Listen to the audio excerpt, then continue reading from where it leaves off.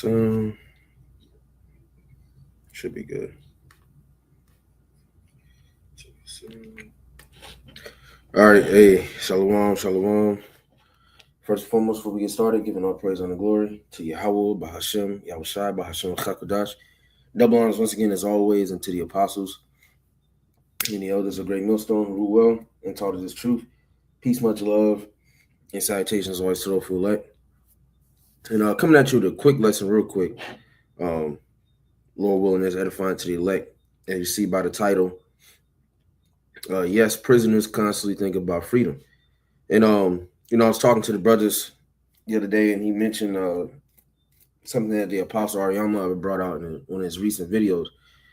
I think it was ISUBK. Per usual, niggas nigging. But anyway, he made some statement around the lines of prisoners don't look forward to their release date or some shit like that. And it's like that's just a retarded ass statement. As a prisoner, all right, that's exactly what you're looking forward to. You're looking forward to being free, okay? Because I even I looked it up in ChatGPT. I'm gonna pull it back up on my phone. This goddamn fly, it's gonna piss me off. Let me see real quick. Give me 1 second.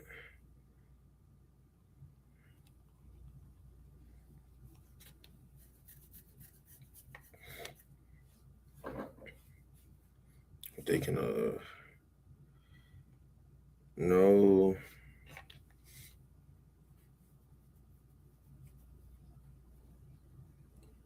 Okay, I found it here. 1 second.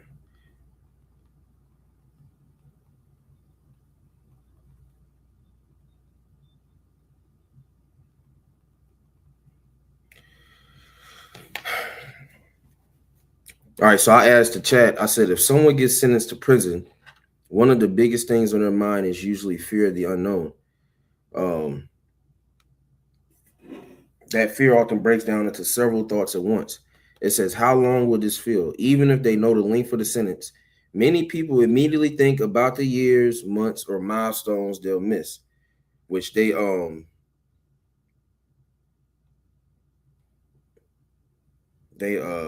reworded it because the other day it worded it better. Let me see right here.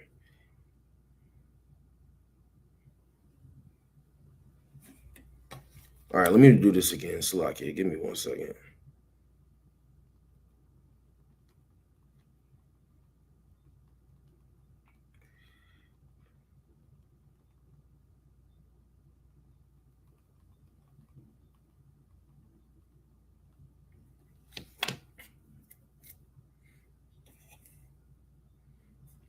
Yeah, so right behind that are thoughts like, how long am I really going to be gone? Am I going to be safe?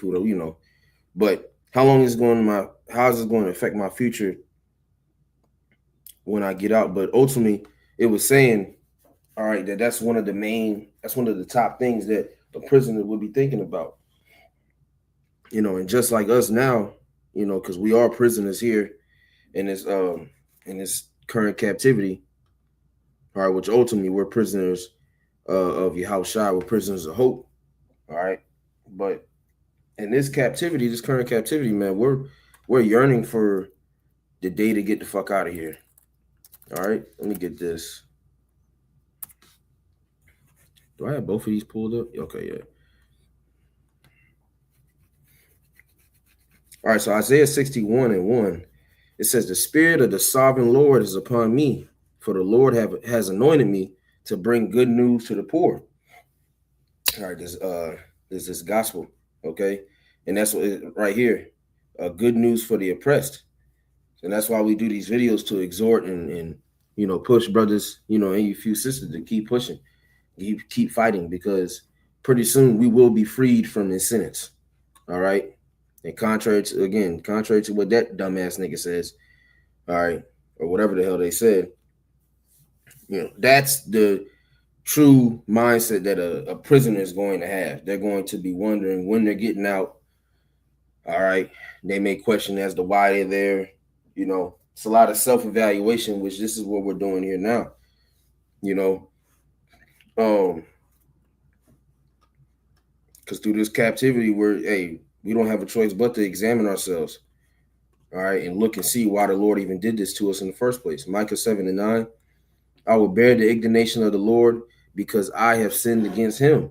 Until he plead my cause and execute judgment for me, he will bring me forth to the light, and I shall behold his righteousness. Right. So the Lord, he wasn't unrighteous in doing this and putting us in this captivity, or any of them for that matter. It was because of our constant disobedience. So that's why we got to bear the indignation. All right. What they say, you can't do the time, don't do the crime. And sadly enough, we as a whole, as a nation, because the Lord judges it, he judges individuals. All right. But ultimately, he will judge a nation. That's what's getting ready to happen to the nation of Edom. They're getting ready to be judged beyond measure. But our judgment was sending all of us, all of our asses going into captivity. Okay, but the elect, they're gonna understand their faults, okay, repent and pray to the Lord and come back to him and wait patiently on him. All right. Because again, there's nothing else that we could do, man. We just got to bear the indignation. So back Isaiah 61:1 NLT, continuing on, it says, to bring good news to the poor, he has sent me to comfort the brokenhearted and to proclaim that captives will be released and prisoners will be freed. Okay, so the captives will be released, prisoners will be freed. All right, the elect, the ones that are yearning, sighing and crying for the abominations that are done. Let's get that.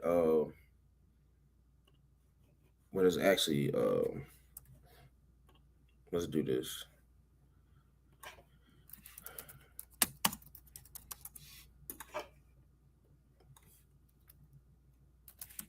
No, let's see, get Ezekiel 9.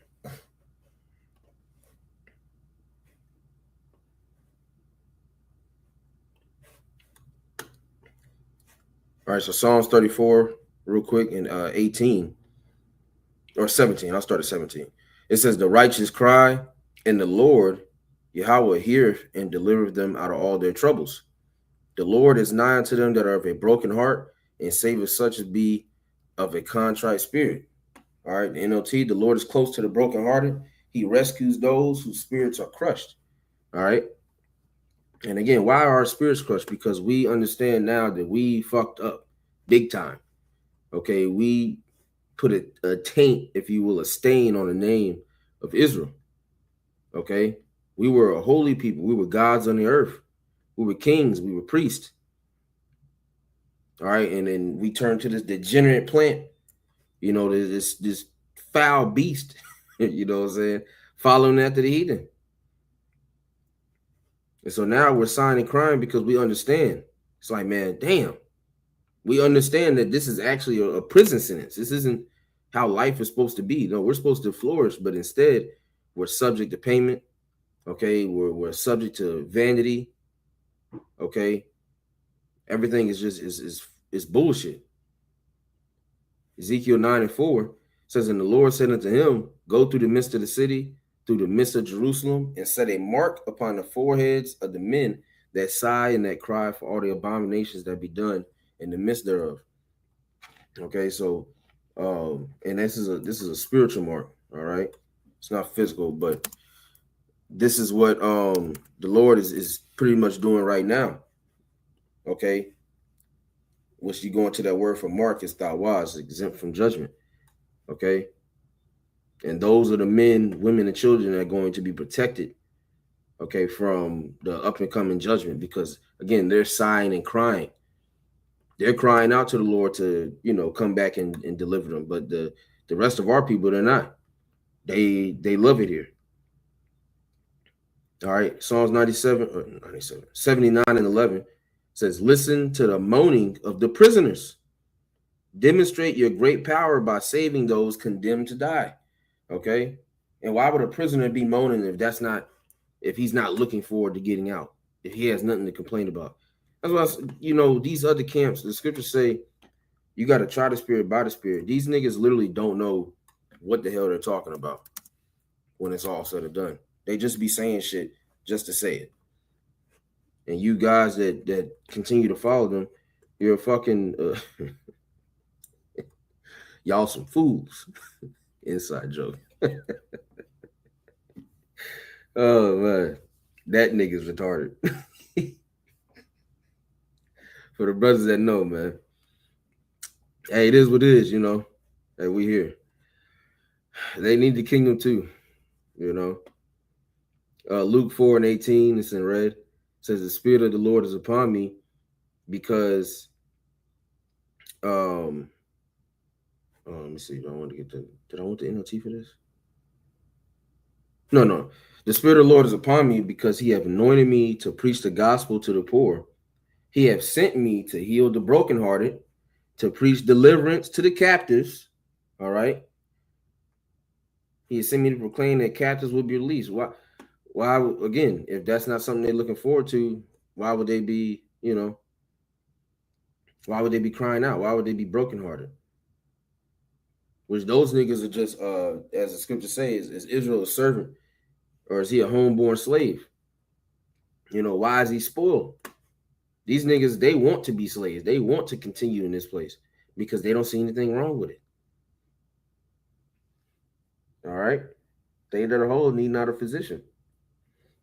They whole in their eyes.